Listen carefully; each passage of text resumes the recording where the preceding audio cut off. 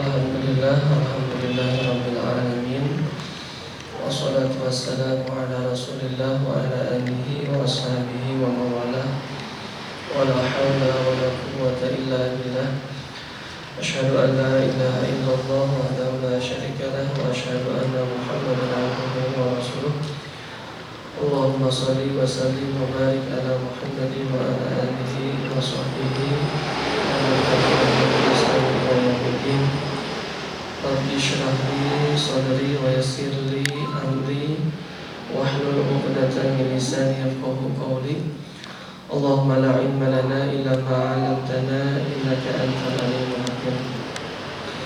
Alhamdulillah, ibu-ibu yang dimuliakan Allah, pagi hari ini kita masih diberikan umur, masih diberikan kesehatan oleh Allah untuk sama-sama hadir di majelis ini. Mudah-mudahan Allah Subhanahu wa Ta'ala senantiasa menurunkan keberkahannya kepada kita.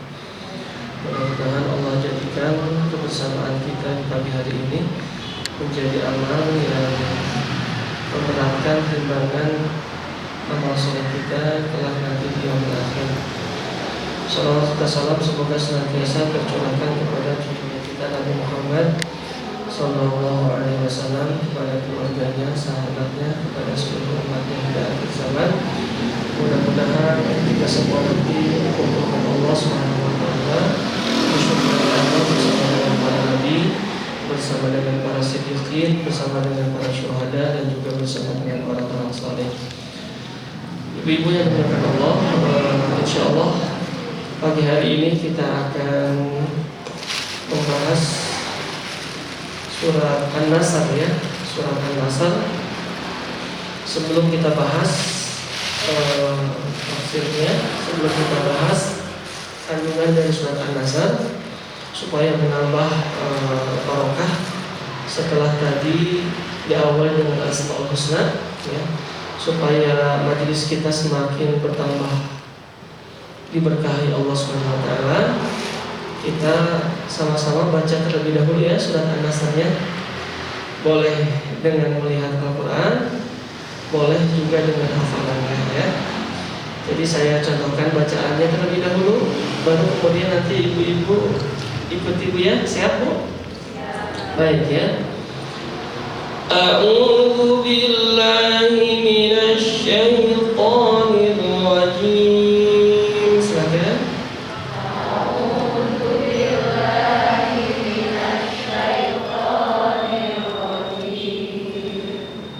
Bismillahirrahmanirrahim.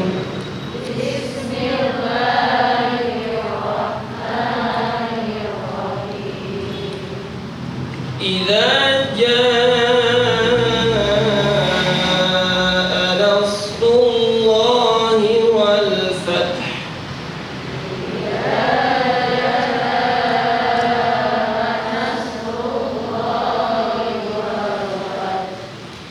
Hati-hati saat mengucapkan i ya, kadang ya i-nya nyerempet ke e ya, e-nya hati-hati ya. Jadi mesti saya kasih tahu ya, Nabi SAW mengucapkan hamzah atau alif. Mohon maaf saya buka sedikit dulu ya supaya jelas nih ya cara Nabi SAW.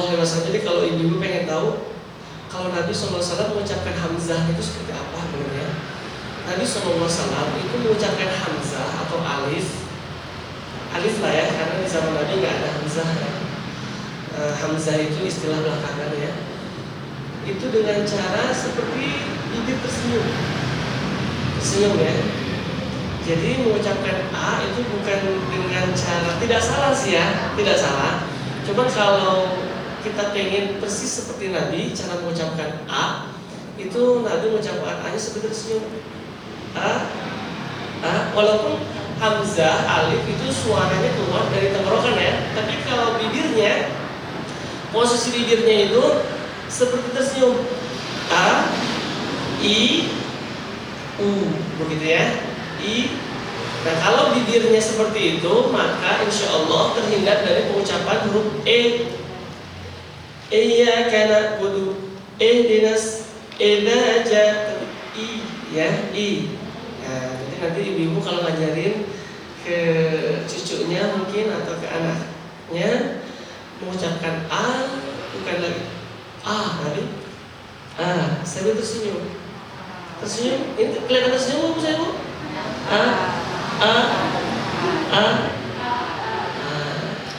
Jadi cara pengucapan a-nya Rasulullah itu tidak terbuka tapi tersenyum. Ya. Senyum teh, ukuran senyum teh gimana? 2 cm ke kanan, 2 cm ke kiri. Jadi nanti diukur ya. Kalau belum 2 cm belum senyum itu senyum ya. Jadi bergeser bibirnya itu ke kanan 2 cm, ke kiri 2 cm. Nanti diperiksa aja pakai penggaris ya. Gitu ya. Itu A ya. Kemudian nanti fathah itu huruf terakhirnya ada huruf H ya. Jadi tidak boleh dalam membaca Al-Quran itu ada yang dihilangkan atau ditambah. Dihilangkan. Misalkan berhenti dari wal fat, H-nya hilang kan? Itu nggak boleh seperti itu. Jadi berhenti di H. Kedengar nggak sama ibu ini ya? Jelas nggak? Wal fath. Kedengar? Nah seperti itu ya. Siap ya? Saya pakai masker dulu lagi ya. Baik ya. Idza jaa nasrullahi wal fath.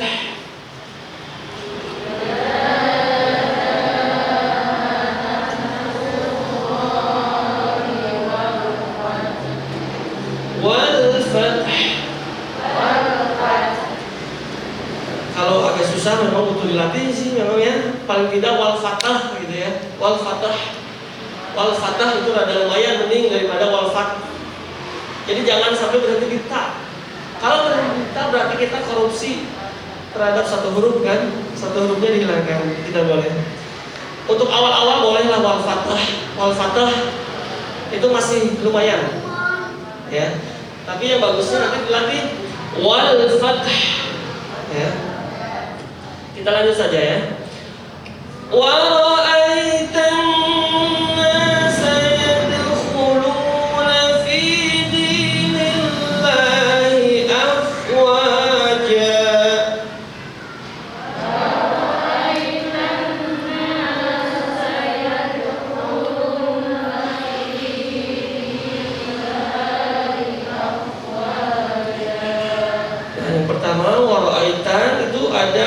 tasydid ya, nun bertasydid itu guna dengung, jadi ditahannya bukan hanya ditahan tapi dimasukkan ke dalam hidung ya.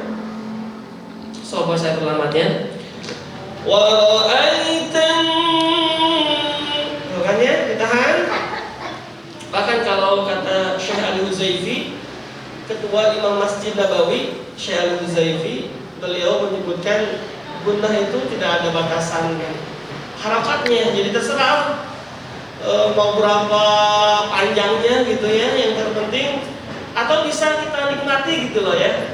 Makanya para qari-qari kan kadang sering menikmatinya itu digunakan kayak ya. Wa'aitan. Nah itu ya. Jadi boleh kalau kata Syekh Al-Huzaifi mau berapa harakat terserah gitu ya. Tapi kalau di Indonesia populernya 2 atau 3 ya. Itu ditahan ya. Kemudian fa itu pengucapannya bukan bibir atas menyentuh dengan bibir bawah, tapi gigi seri atas disentuhkan ke bibir bawah. Fa. Jelas bu? Ya. Jadi bukan bibir dengan bibir fa, tapi gigi atas disentuhkan ke bibir bawah. Begitu Rasulullah SAW mengucapkan huruf fa. Ya. Af. Ada nafas ya. Kita ulangi. Wa ra'aitan nasa yadkhuluna fi dinillahi afwaja. Silakan.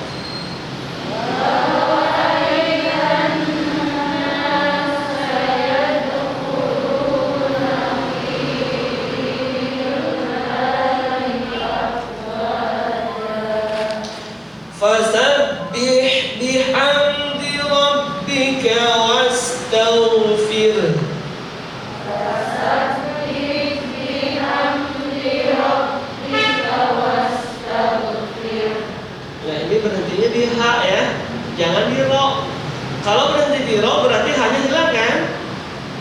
maknanya jadi beda. Nanti kita bahas maknanya ya. Jadi berhenti di ha. Wastaghfir. Beda nggak dengan wastaghfir? Coba ya. Beda nggak ibu dengarnya? Wastaghfir itu contoh yang pertama. Contoh yang kurang tepat. Ini contoh yang insya Allah benar. Wastaghfir. Ada hanya kan? Nah, siap ya. Coba 1, 2, 3. Nah, begitu. Kalau berhenti di ha ya. Innahu kana tawwaba.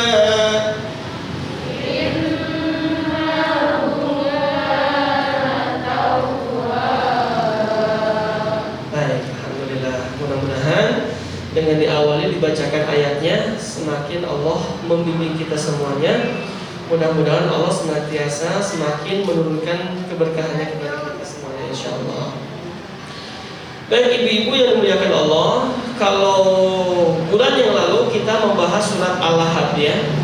Kalau di surat Al-Lahab isinya tentang ancaman Allah terhadap orang yang menentang Allah Subhanahu wa taala.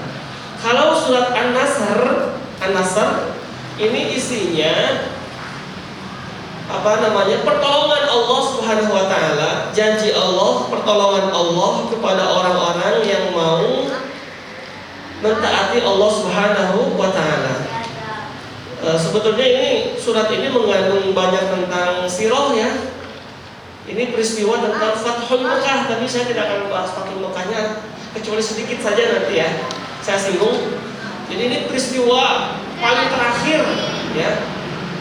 Peristiwa paling terakhir yang dialami oleh Rasulullah SAW ya. Peristiwa Fathul Mekah namanya ya.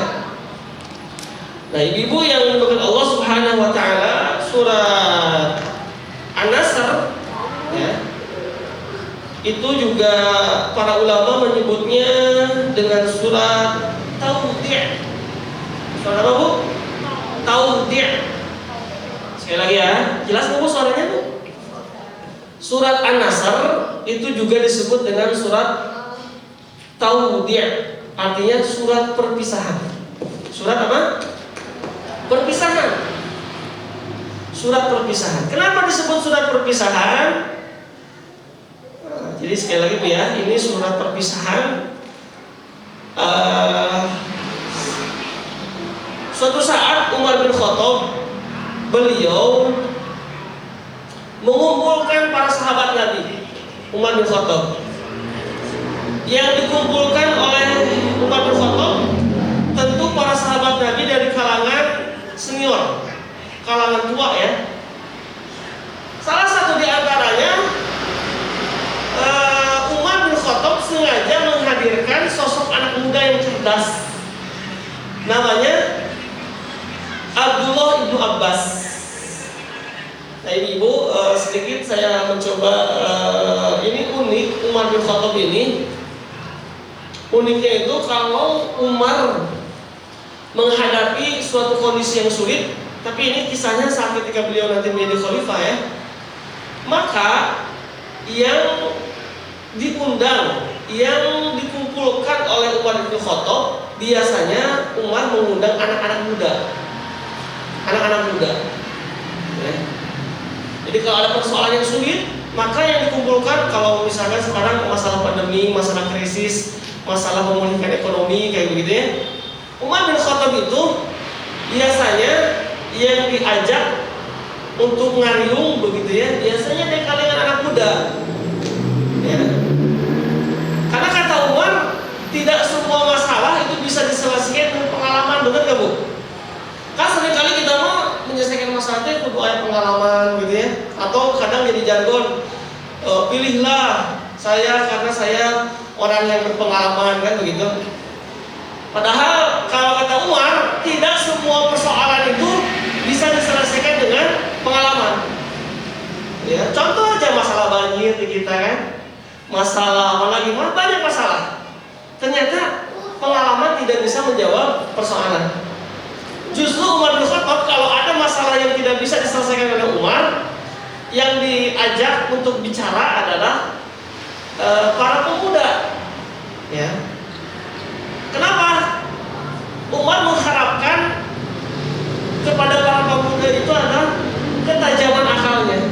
Jadi para muda mah akalnya masih tajam begitu ya. Termasuk ini Umar ketika turun surat Idza, Umar ngumpul, semua dikumpulin. Lalu kemudian Umar tanya satu-satu. Rata-rata sahabat-sahabat Nabi yang sudah sepuh ketika ditanya, ini surat Idza Ja'a Nasrullahi wal Fath ini kira-kira tentang apa ya? Kira-kira ini masalah apa ya?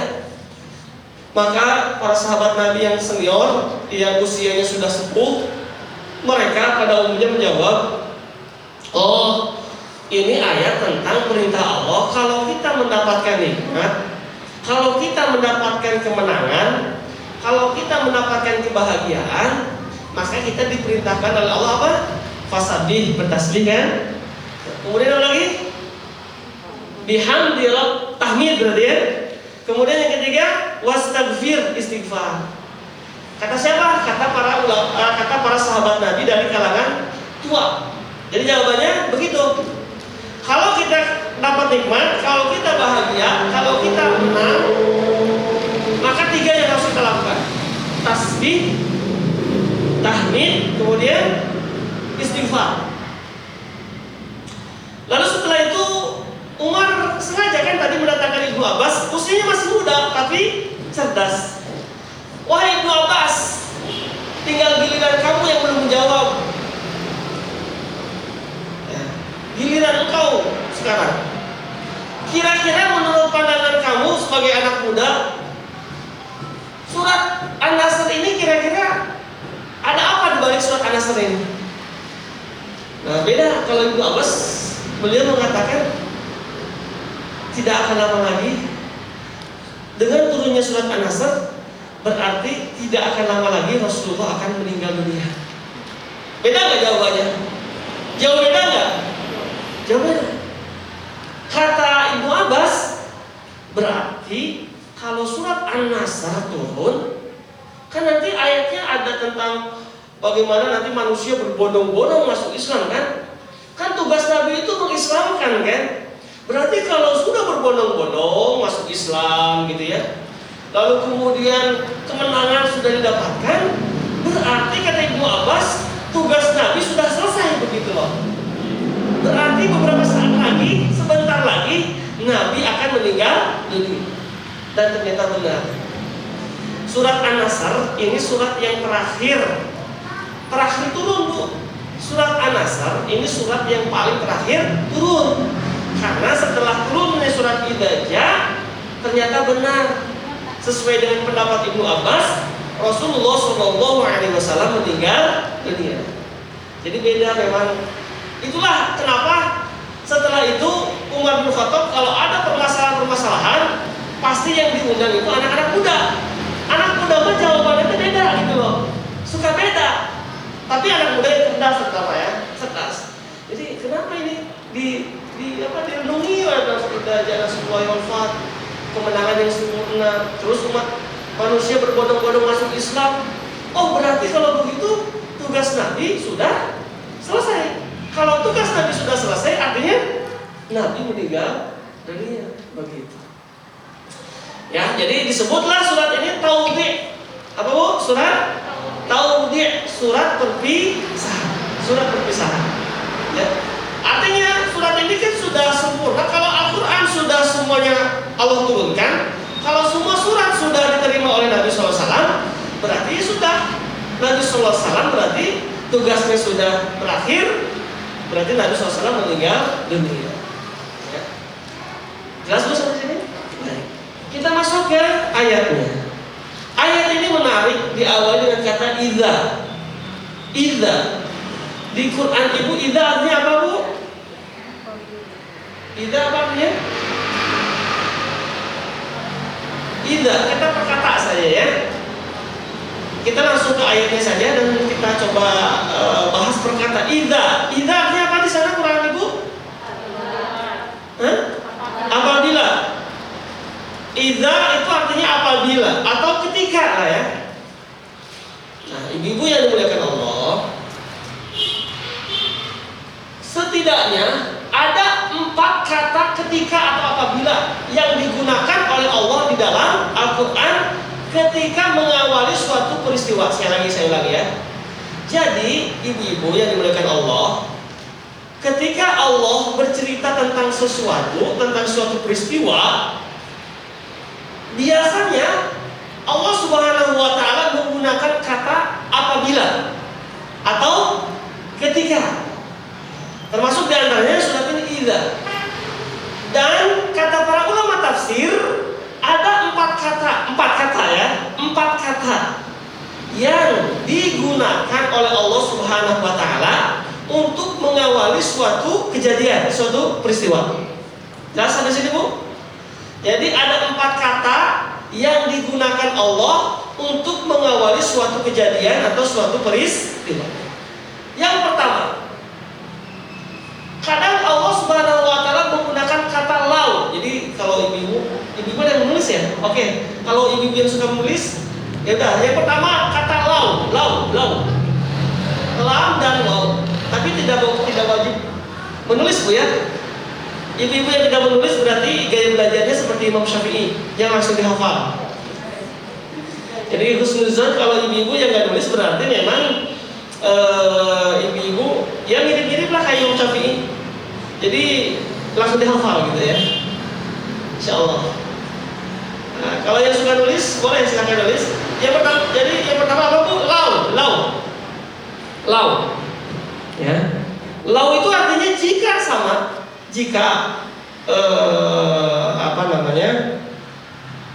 lau ya. Contoh dulu ayatnya ya. Contoh. Ini untuk membedakan nanti ya. Apa bedanya lau dengan idza nanti ya? Lau. Contoh saya ambil ayat misalkan yang ada kata-katanya lau apa? Ayat apa?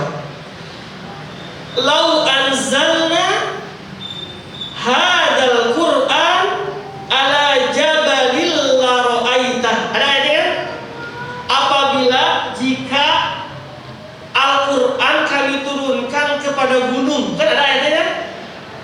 Nah, kan tadi ibu-ibu baca Asmaul Husna ya, wallahu la ilaha illahu kan. Nah, ayat sebelumnya itu kan lau anzalna ya di surat Al-Hasyr ya, halaman terakhir. Lau anzalna, lau kan? Lau apabila kami turunkan Al-Quran itu kepada gunung.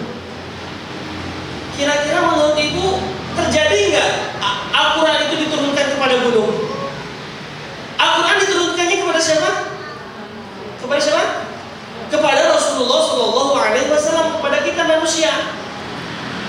Jadi kesimpulannya kata para ulama tafsir, kalau ada suatu kejadian, suatu peristiwa di dalam Al-Quran diawali dengan kata lau, itu berarti peristiwanya tidak akan pernah terjadi. Jelas, Bu? Jadi kalau ada peristiwa yang diawali dengan kata lau, jadi ibu kalau baca Al-Quran nanti ada lau, oh berarti ini mah peristiwanya nggak akan pernah terjadi. Buktinya Al-Quran nggak pernah sampai hari kiamat pun nggak akan mungkin Al-Quran diturunkan kepada gunung. Lau anzalna hadzal Qur'an ala jabal. Ya kan? Atau misalkan nanti di surat apa lagi yang ada kata lau ya? Kisah Nabi Nuh alaihissalam. Yaghfir lakum min dzunubikum wa yu'akhirkum ila ajalin musamma. Inna ajalallahi idza jaa la yu'akhkhar.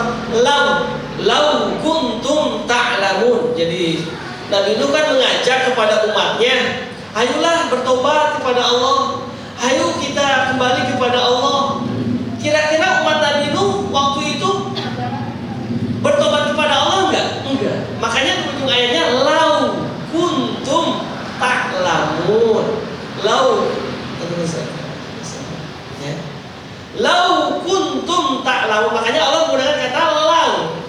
Jadi ibu-ibu kalau baca Al-Quran ketemu kata lau gitu ya, banyak ya.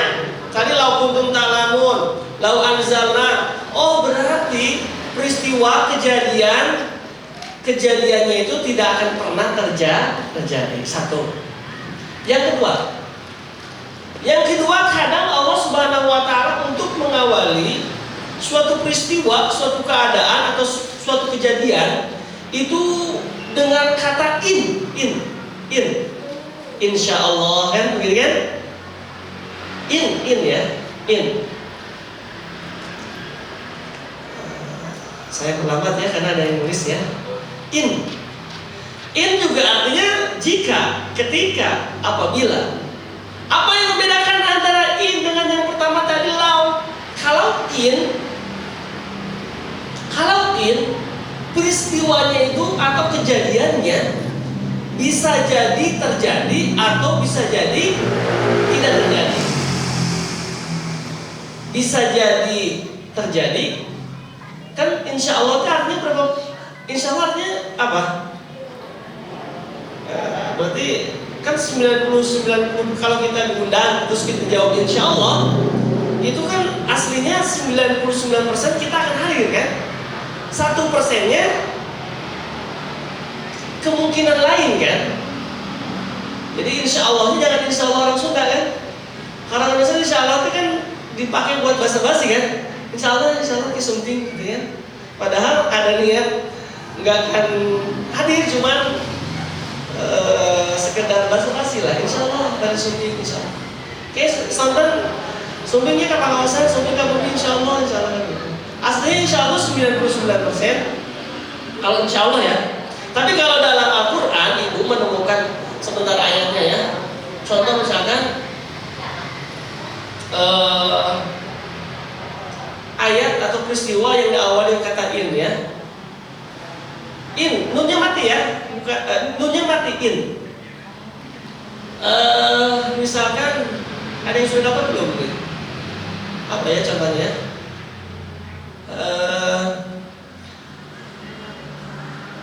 Ini tentang orang munafik. Ya ayyuhalladzina amanu in ja'akum. Ada in ja'akum fasik. Kisah tentang orang fasik yang munafik ya. Ya ayyuhalladzina amanu, wahai orang-orang yang beriman, in apabila ya in ja'akum fasikum binaba'in fatabayyanu. Wahai orang-orang beriman kan, in ja'akum itu di surat ini Bu, surat apa? Al-Hujurat itu. Surat Al-Hujurat ya. Halaman kedua Al-Hujuratnya, paling atas lah, paling atas ya. In ja'akum. Jadi kalau kita menerima berita dari orang munafik, orang fasik, fatabayyanu, mesti dikoreksi dulu. Jangan asal nerima. Kenapa? Karena bisa jadi kalau berita itu datangnya dari orang fasik, dari orang munafik, beritanya itu bisa jadi benar, bisa jadi nggak benar gitu loh. Jelas Bu? Jadi itu sebagai contoh ya. Nanti banyak kan dalam Al-Quran. Kalau ibu menemukan kata-kata in, nunnya mati ya, in dalam Al-Quran, berarti kejadiannya, peristiwanya bisa jadi terjadi, bisa jadi nggak jadi, gitu lah ya. Sekarang yang ketiga, tadi yang pertama apa? Lo. Yang kedua? In. Yang ketiga? Belum ya? Belum. Yang ketiga in. Alif, lam. Tapi tanya mati. In. Contohnya apa? Peristiwa tapi diawali dari kata in. Tapi udah pasti peristiwa. Jadi kalau ada kata law atau kata in itu pasti kesananya tentang kejadian gitu loh. Peristiwa pasti. In ya. Sebentar ya. Wa idh qala rabbuka. Ada ya ayatnya? Surat apa? Wa idh qala rabbuka lil malaikati inni ja'ilun fil ardi khalifah. Surat apa? Al-Baqarah. Wa idza ya. Kalau kata para ulama tafsir, kalau ada suatu kejadian, peristiwa menggunakan kata berarti peristiwanya itu peristiwa yang sudah terjadi. Peristiwanya pasti terjadi dan sudah terjadi. Ya, jelas Bu? Jadi kalau ada kata-kata In itu berarti peristiwa yang sudah terjadi. Contoh tadi kan wa in qala rabbuka, kan ini kisah tentang dan ingatlah ketika Tuhanmu, ketika Allah berkata kepada malaikat, diperintahkan untuk sujud kepada Nabi. Wa in qala rabbuka lil malaikati inni ja'il, Allah Subhanahu wa taala akan menjadikan khalifah di muka bumi, yaitu Nabi Adam alaihi salam. Peristiwanya terjadi enggak? Terjadi. Sudah apa belum? Sudah. Begitu ya. Jadi kalau peristiwa yang sudah terjadi dan peristiwanya itu benar-benar terjadi tapi sudah, jadi kita disuruh oleh Allah untuk mengingat kembali sejarahnya, peristiwanya itu menggunakan kata in. Jelas Bu? In. Yang keempat sekarang. Yang keempat. Berarti yang keempat apa? Idza. Idza. Kalau idza, tadi yang pertama apa Bu? Lau. Yang kedua?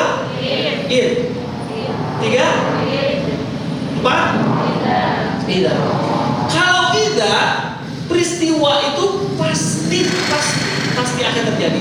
Pasti akan terjadi. Jadi semacam garansi dari Allah, peristiwa atau kejadiannya itu pasti akan terjadi. Jadi ibu, kalau ibu membaca Al-Quran ada kalimat idza, oh berarti kita harus yakin bahwa itu akan terjadi. Contoh, selain idza ya, nanti kita bahasnya idza. Ayat lain yang diawali kata idza, contoh ini paling gampang rasanya. Banyak sekali ayat surat-surat pendek yang diawali kata idza. Apa contohnya?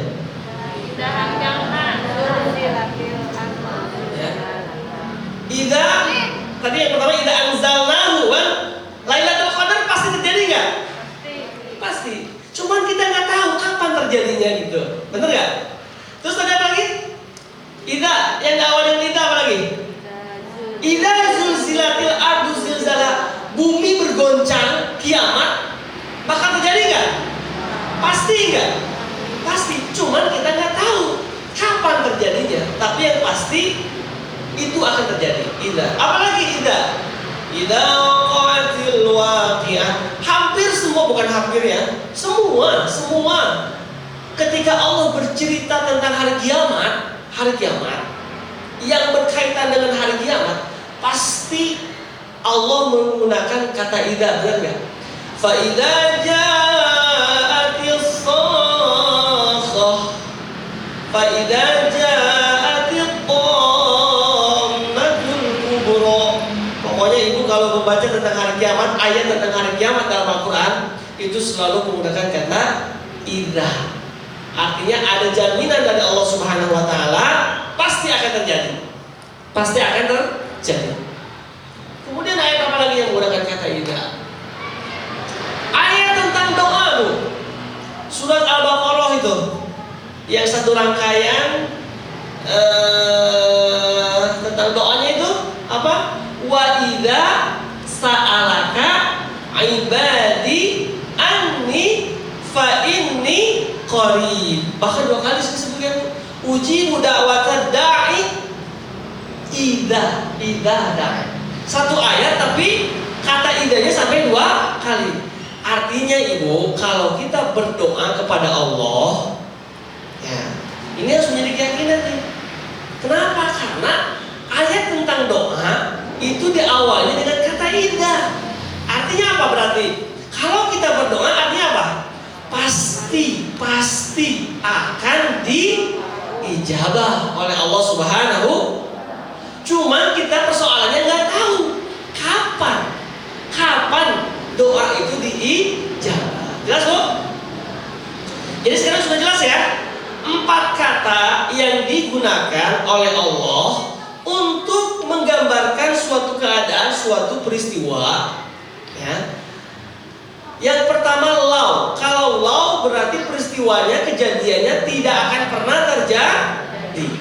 Yang kedua in. Kalau in, peristiwanya, kejadiannya bisa jadi terjadi terjadi, bisa jadi enggak. Jadi 50-50. Ya. Yang ketiga, peristiwanya pasti terjadi, tapi sudah terjadi. Kalau tidak, peristiwanya pasti terjadi, cuman kita nggak pernah tahu. Ya, nggak pernah tahu kapan peristiwa itu akan terjadi. Dan menariknya, ibu-ibu yang dimuliakan Allah, di dalam ayat ini idaja, Allah Subhanahu wa taala menggunakan kata idaja.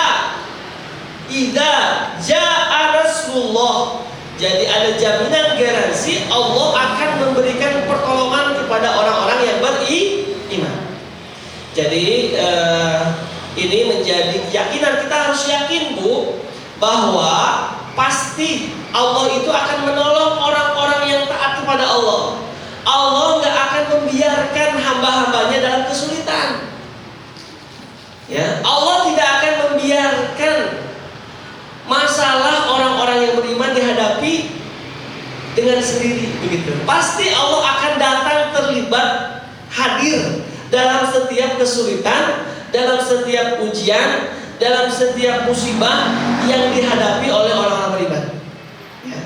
Jaminannya ini, idza jaa nasrullahi wal fath. Ada beberapa para ulama menyebutkan ada beberapa keadaan seseorang itu ditolong oleh Allah Subhanahu wa taala. Ini ayatnya tentang Rasulullah, pertolongan Allah ya. Ada beberapa keadaan, ada beberapa kondisi. Imam Ibnu Qayyim yang menyebutkan, beliau menyebutkan ada 4 apa 5 begitu ya. 5 keadaan seseorang itu pasti akan ditolong oleh Allah Subhanahu wa taala. Ibu mau ditolong sama Allah? Pastilah ya. Kita semua pasti pengen ditolong oleh Allah Subhanahu wa taala.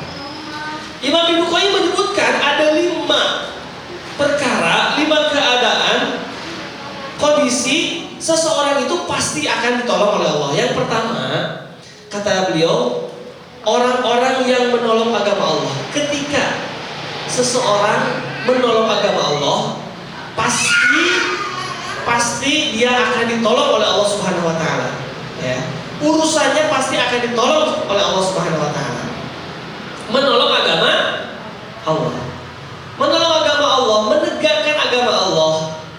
Seperti ibu hadir di majelis ilmu, ibu hadir, ibu kemudian sholat, puasa, kemudian ke Baitullah dan seterusnya. Itu kan dalam rangka menegakkan agama Allah, betul nggak? Supaya syariat Allah itu tegak, supaya syariat Allah itu kokoh di muka bumi. Nah, orang-orang yang menegakkan, orang-orang yang menolong agama Allah itu pasti akan ditolong oleh Allah Subhanahu wa taala. Kisahnya banyak lah ya. Para kiai, para ulama begitu ya. Masya Allah, ditolong oleh Allah Subhanahu wa taala. Karena mereka hidupnya, waktunya dipakai untuk memikirkan umat, sehingga kehidupannya dijamin oleh Allah Subhanahu wa taala. Kemudian yang kedua, kata Imam Ibnu Qayyim rahimahullah, orang-orang yang pasti akan ditolong oleh Allah Subhanahu wa taala adalah orang-orang yang suka berzikir. Orang-orang yang suka berzikir. Orang-orang yang suka berzikir, mengingat Allah, itu pasti ditolong oleh Allah Subhanahu wa taala. Dan ibu-ibu, zikir itu merupakan satu di antara 3 amalan utama Nabi SAW. Jadi ada 3 amalan utama, amalan harian ya, 3 amalan harian utama Nabi SAW. Jadi kalau ibu pengen mengamalkannya, amalan utama Nabi SAW itu ada 3. Dan ketiga amalan ini terbentuk dari 3 surat yang pertama kali Allah turunkan kepada Rasulullah. 3 surat yang pertama surat yang diturunkan apa? Al-Alaq. Iqra berarti ya. Ada perintah apa di sana? Membaca, belajar membaca. Berarti ibu, 1/3 waktu Nabi digunakan oleh Nabi untuk membaca, untuk belajar. Jadi Nabi itu belajar bu. Ya. Nabi itu belajar, 1/3 waktu Nabi digunakan oleh Nabi untuk belajar. Iqra. Yang pertama. Yang kedua, surat yang kedua turun apa? Ada khilaf di kalangan para ulama. Tapi yang jelas kedua dan ketiga ini berturut-turut. Taruhlah kita ambil Al-Muzammil, ya ayyuhal muzammil. Nanti sampai turun ayat warattilil Qur'ana tartila, terus turun lagi ada kalimat wadhkuris marabbika wa tabattal ilaihi tabtila. Amalan Nabi yang kedua, aktivitas besar Nabi yang kedua adalah berzikir. Makanya Nabi itu mengawali harinya dengan berzikir. Pagi hari Nabi berzikir kok. Nanti menutup harinya dengan berzikir. Jadi sepertiga kedua Nabi itu apa? Berzikir. Ya.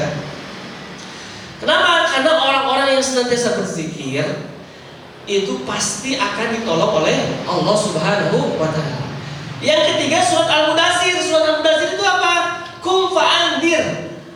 Menyeru, mengajak orang kepada kebaikan, bersosialisasi, kemudian bergaul, bersilaturahim. Itu aktivitas Nabi, berdagang, berjualan. Jadi itu 3. Jadi kalau dirangkum aktivitas Nabi itu cuma 3.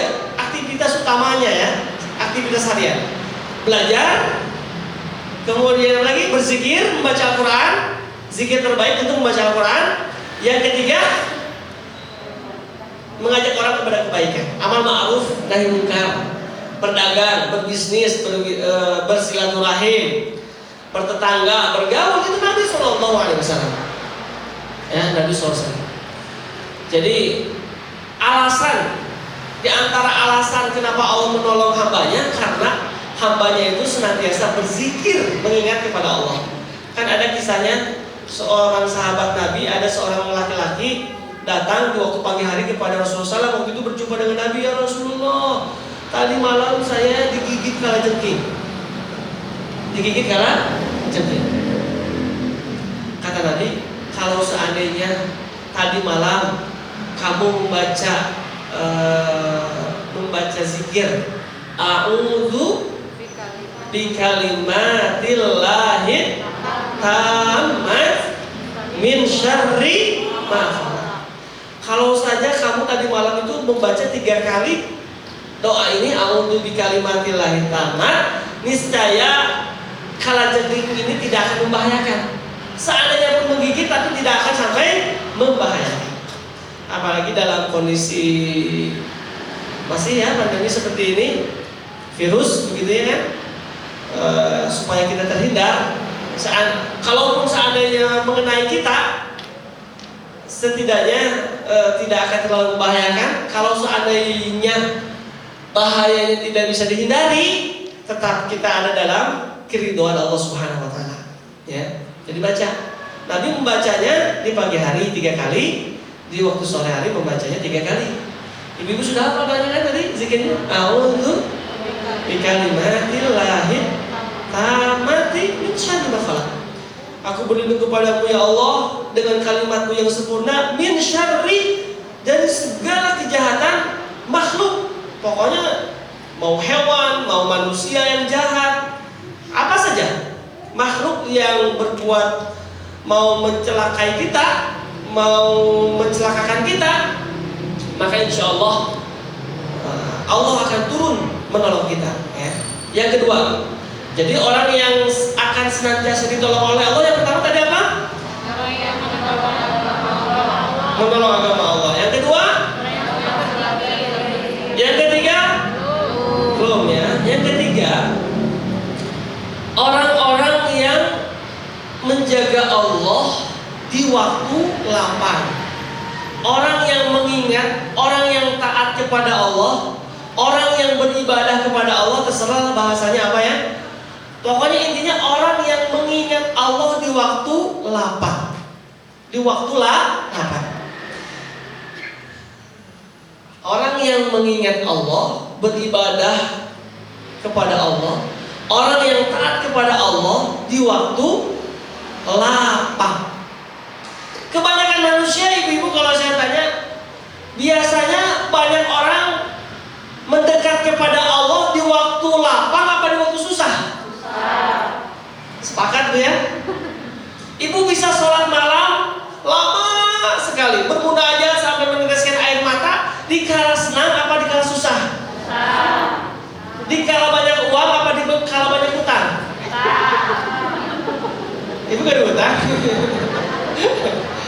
Ya, nanti ada ininya, ada kisahnya nanti tentang nanti nyambung dengan kisahnya insya Allah.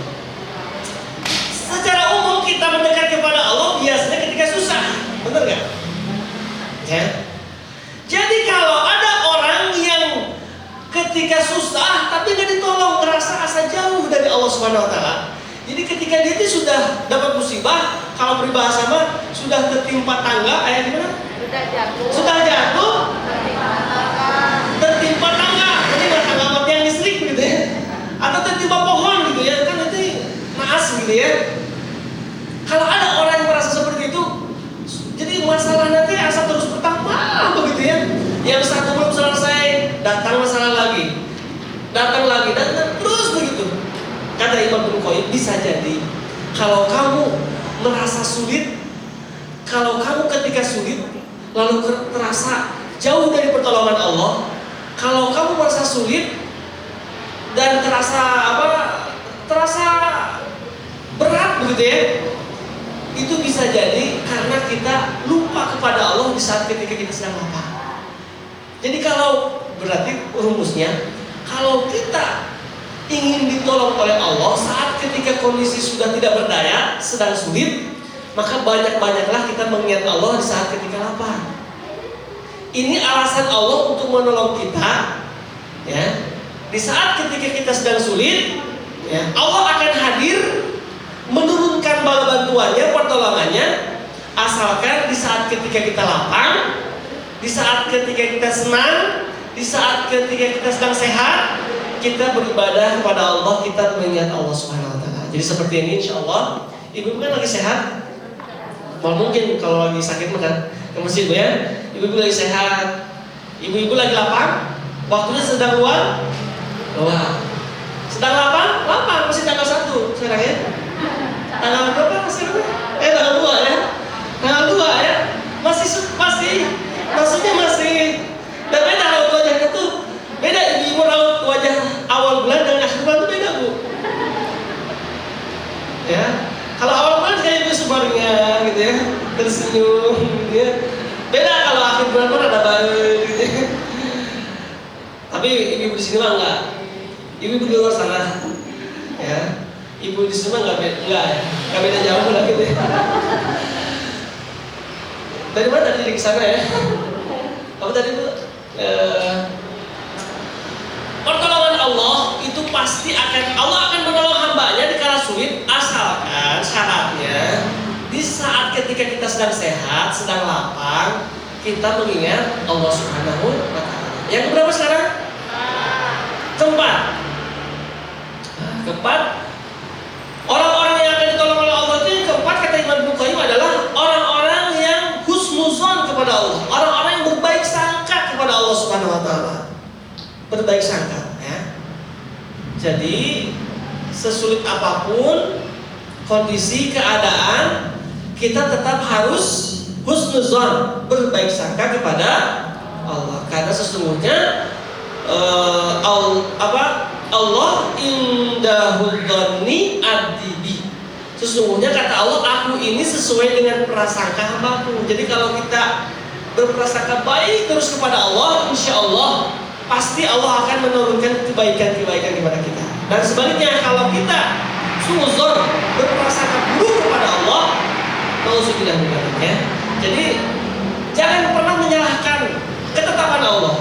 Pasti ketetapan Allah itu baik, pasti, ya kan? Pasti, ya, pasti, ya. Ketetapan Allah itu pasti baik. Jadi kita harus senantiasa berhusnuzon kepada Allah kalau kita ingin ditolong oleh Allah. Yang kelima, yang terakhir, orang-orang yang senantiasa bertakwa kepada Allah Subhanahu Wa Taala. Jadi orang yang bertakwa pasti akan ditolong oleh Allah Subhanahu. Jadi kesimpulannya begini, kata Imam Ibnu Qayyim, kalau kita sedang menghadapi suatu urusan, kalau kita sedang punya hajat ya, keinginan, kemauan, kalau kita sedang menghadapi suatu kondisi sulit, ya, ujian, musibah, Maka yang harus kita lakukan adalah meningkatkan level keimanan dan ketakwaan kita kepada Allah. Kalau biasanya sholat duha 2 rakaat, terus kita lagi punya hajat, lagi punya keinginan, nazar, lagi punya cita-cita, harapan, atau sebaliknya kita sedang menghadapi suatu kondisi yang sulit, berarti sholat duhanya harus ditambah. Jadi 4, 6, 8, begitu ya. Kemudian sholat fardu. Tapi kalau kita sedang punya hajat, kalau kita sedang ada masalah, maka jangan hanya dicukupkan dengan sholat fardunya saja, tapi ditambah dengan sholat rawatib, qobliyah dan ba'diyah. Begitu. Terus, jadi kalau pokoknya setiap kita menghadapi suatu keadaan yang sulit, kondisi yang sulit, kalau kita ingin ditolong, dibantu oleh Allah, maka rumusnya kata Imam Ibnu Qayyim, kita harus menaikkan. Mesti dinaikkan, ibadah kita mesti ditambah. Jangan sama dengan kondisi aman, gitu lah. Seperti sekarang lagi pandemi, berarti zikirnya mesti ditambah, baca Qur'annya mesti ditambah. Jelas bu? Baik, itu 5 keadaan Allah Subhanahu Wa Taala pasti akan menolong hamba-hambanya. Yang pertama apa pun tadi? Yang kedua? Yang ketiga? Oke, yang keempat? Kelima? Nah ini syarat dulu ya, syarat kalau kita ingin tolong sama Allah Subhanahu Wa Taala. Dan pasti Allah akan menolong hamba-hambanya. Kenapa? Karena janji Allahnya itu diawali dengan kata idza. Kita berdoa harus yakin. Kenapa? Karena kalimat doa dalam Al-Quran diawali dengan kata idza. Jadi semua peristiwa yang diawali dengan kata idza pasti akan terjadi. Hanya saja kita nggak pernah tahu kapan kejadian itu akan terwujud. Tapi yang harus kita tanamkan dalam diri kita adalah keyakinan bahwa pasti akan terjadi, tinggal menunggu waktu saja. Oke, selanjutnya idza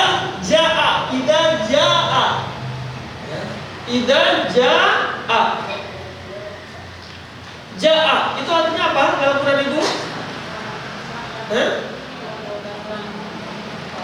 Jaa itu artinya datang bu ya. Jaa. Nah ini juga menarik luar biasa para ulama ketika membahas kata datang. Jadi dalam Al-Quran itu ada 2 kata yang digunakan oleh Allah untuk menyatakan kata datang, ya. Yang pertama jaa, yang kedua ata. Apa bedanya? Kalau datang, kalau Allah menggunakan kata ata berarti itu peristiwa yang biasa-biasa saja. Atau kedatangannya itu kedatangan biasa-biasa saja. Kedatangan yang ringan-ringan saja. Jelas bu? Jadi kalau ata, kalau ada peristiwa, kemudian Allah menggunakan kata ata, berarti peristiwanya peristiwa yang biasa, peristiwa yang tidak terlalu heboh, biasa saja. Beda dengan menggunakan kata jaa. Kalau jaa kata para ulama, ini menunjukkan berarti peristiwa itu peristiwa yang istimewa, peristiwa yang besar, ya. Peristiwa yang besar, ya. Peristiwa yang mulia, ya. Contoh seperti hari kiamat, peristiwa besar bukan? Ya kan? Maka kata datangnya itu selalu menggunakan kata ja. Tadi contoh, fa idza ja'atis ja'a, kan ja'a, fa idza ja'atis sakhah, kan? Jadi kalau ada kata ja'a artinya berarti datangnya itu akan datang peristiwa yang heboh. peristiwa yang besar, peristiwa yang istimewa. Ya, ja'a. Termasuk ini Bu, menarik. Ketika Allah menceritakan tentang lahirnya Nabi, itu Allah menggunakan kata ja'a. Laqad ja'akum rasulun min anfusikum. Ja'a kan berarti kehadiran, kedatangan Nabi Shallallahu Alaihi Wasallam bukan kedatangan yang biasa-biasa saja, tapi kedatangan yang istimewa, kedatangan yang besar. Jelas kan itu? Nah ayat ini Allah Subhanahu Wa Taala menggunakan kata ja'a. Ya. Idza ja'a. Ya, jadi peristiwa dalam surat Idza ja'a Nasr ini bukan peristiwa yang biasa, ya, tapi ini peristiwa yang luar biasa. Ya, ja'a. Ya. Nah, saya ya, idza ja'a. Ya.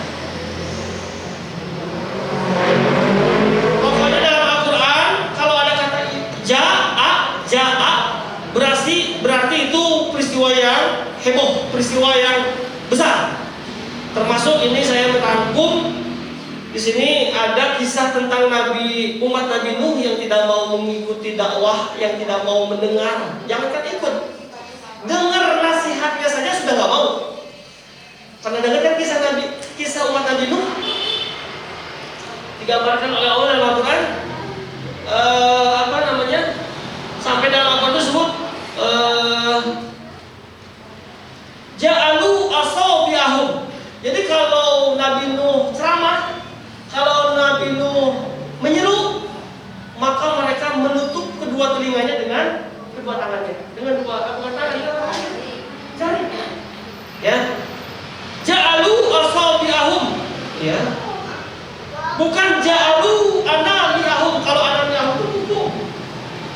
Kalau ujung jari Bu, ini ujung jari ya. Kan kalau ujung jari itu gini ya. Tapi kalau asabi'ahum, jadi jarinya dimasukin Bu. Apa maksudnya? Saking nggak mau dengar dakwah Nabi Nuh alaihissalam. Makanya ini luar biasa. Nabi Nuh berdakwah berapa tahun? 950 tahun. Yang ikut cuma 80 orang saja. Jadi kebayang Nabi Nuh dakwah 850 tahun. Tapi yang ikut ajakan Nabi Nuh yang naik perahu itu cuma 80 orang. Kebayang nggak Bu? Luar biasa. Ya, betapa bandelnya umat Nabi Nuh. Ya, ibu-ibu alhamdulillah mau dengerin saya ceramah Bu ya. Sampai jam berapa ibu mau dengerin Bu? Coba saya mah alhamdulillah ceramahnya dikasih air minum cueknya, dikasih tisu.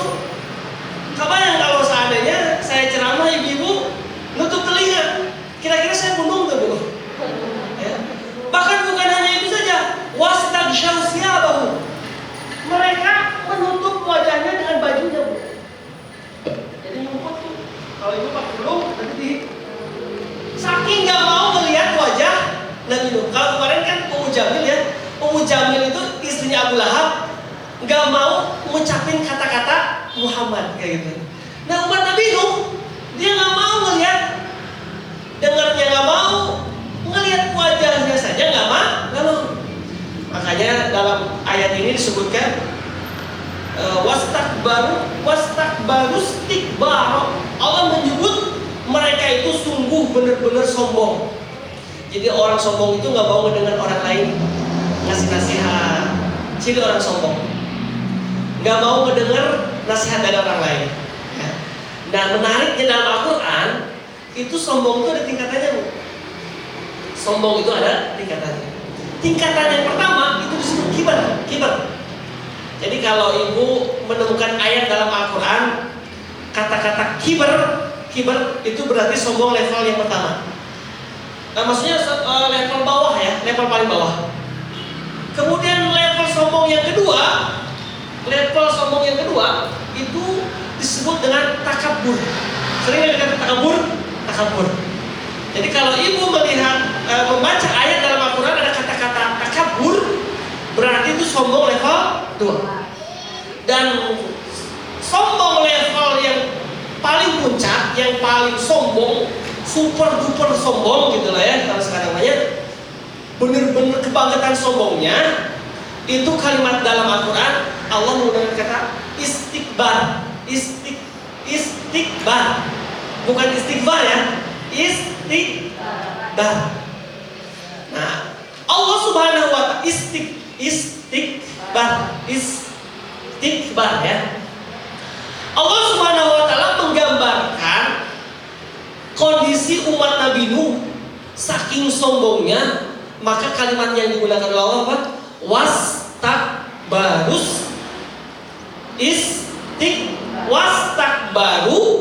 istikbaro.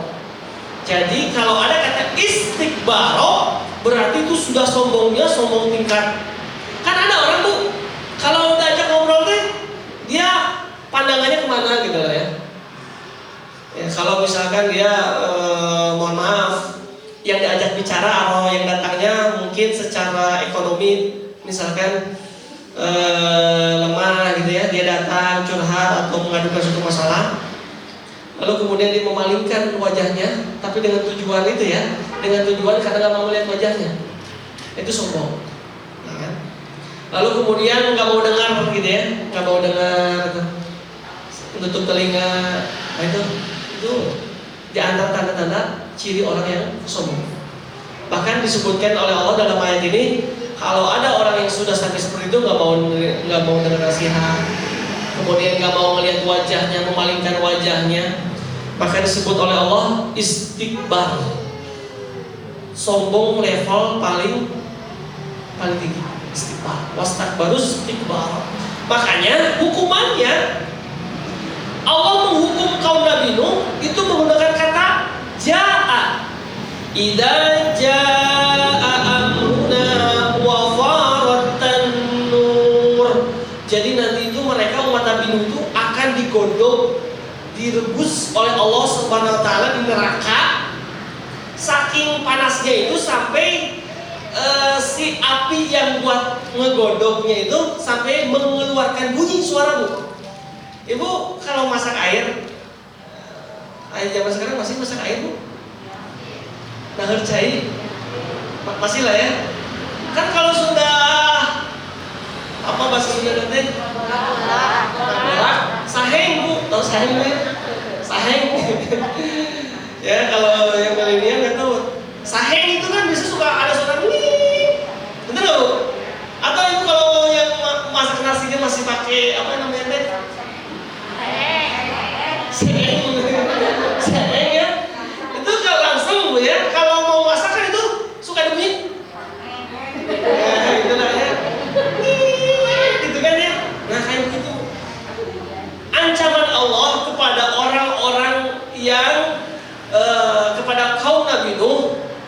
Jadi Allah memberikan ancaman kepada umat Nabi Nuh itu menggunakan kata idza jaa. Kenapa? Karena ancamannya ancaman yang sangat pedih, ancaman yang sangat besar, ancaman yang sangat berat, ya. Sampai mereka nanti ketika direbus itu di dalam api neraka, sampai mengeluarkan suara bunyi. Saking panasnya, saking ngagolaknya itu air neraka sampai mengeluarkan bunyi.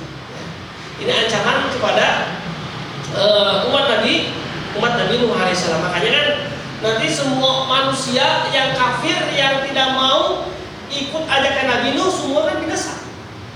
Itu pun berkat dari doa Nabi Nuh alaihissalam. Doanya itu apa? Rabbi la tadar 'alal ardi minal kafirina dayyara. Ya Allah, jangan sisakan satupun manusia yang tidak mau menyembahmu di muka bumi ini.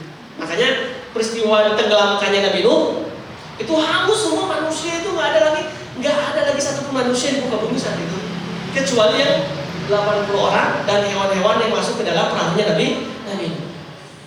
Ya, doa dari Nabi Nuh, ya Allah, jangan sisakan satupun orang yang kafir tinggal di muka bumi ini.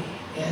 Idza jaa, ya jaa dari jaa, jadi sesuatu yang berat, sesuatu yang spesial, pasti peristiwa yang spesial itu selalu diawali dengan kata ja'a. Kenapa peristiwa spesial? Ya, idza ja'a. Terus apa lanjutannya? Nasrullah. Nasrullah. Ini bukti bahwa peristiwa ini peristiwa bukan peristiwa biasa, tapi peristiwa spesial, peristiwa istimewa. Buktinya apa? Allah menyebutkan namanya dalam kata tersebut. Nasrun itu artinya pertolongan. Nasrun itu artinya pertolongan. Tapi di dalam ayat ini Allah Subhanahu wa taala lalu kemudian menyebutkan kata dirinya. Nasrullah idza jaa nasrullah. Benar enggak? Ayat benar enggak? Idza jaa nasrullah, Nasrullah. Jadi pertolongan itu ada dua, Bu. Dalam Al-Qur'an ada nasrullah, ada nasrum minallah.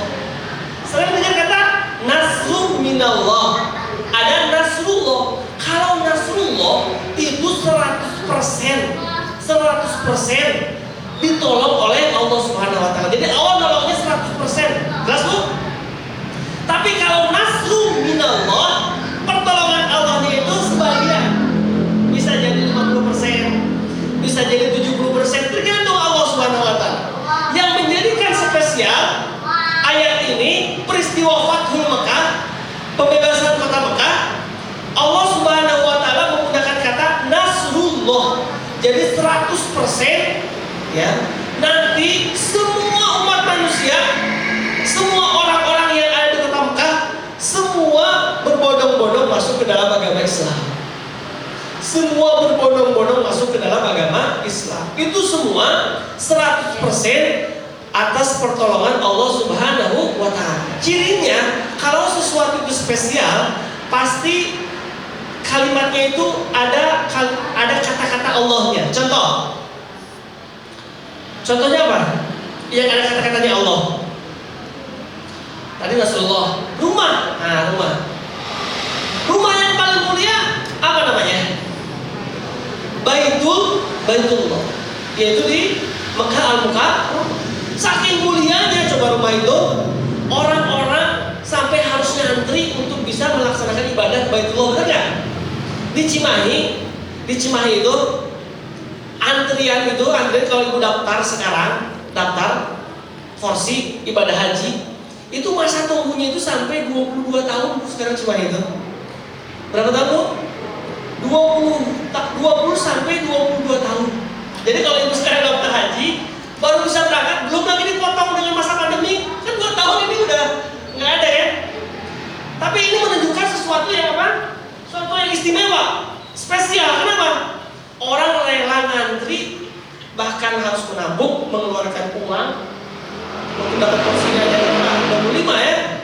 Tambah sekitar pelunasannya sekitar 15 sampai 20. Belum dengan dengan bekal-bekalnya kan. Total berapa? Nah sekian lah. Tapi pasti Allah akan memampukannya, dan pasti Allah akan menggantinya, pasti. Dan cara Allah menggantinya itu pasti bukan dengan sesuatu yang seimbang setara, tetapi pasti dengan yang berlipat-lipat. Ya. Nasrullah minallah, nasrullah. Jadi ini pertolongan Allahnya spesial karena kalimatnya nasrullah, bukan nasru minallah. Ini sudah setengah 11 ya. Sampai setengah 11 ya. Baik ya.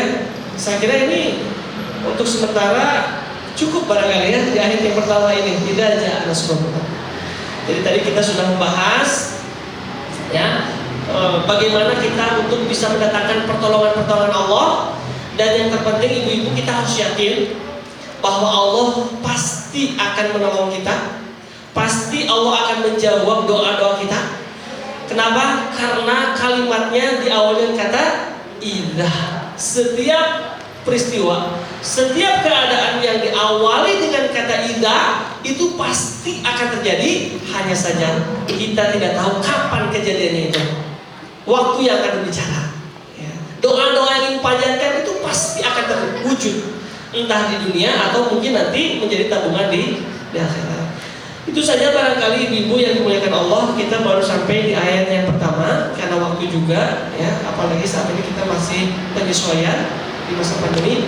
Mudah-mudahan ada hikmah dan manfaatnya. Mohon maaf atas segala kekurangannya dan kekhilaafannya. Aku qouli hadza wa astaghfirullah wa lakum. Assalamualaikum warahmatullahi wabarakatuh.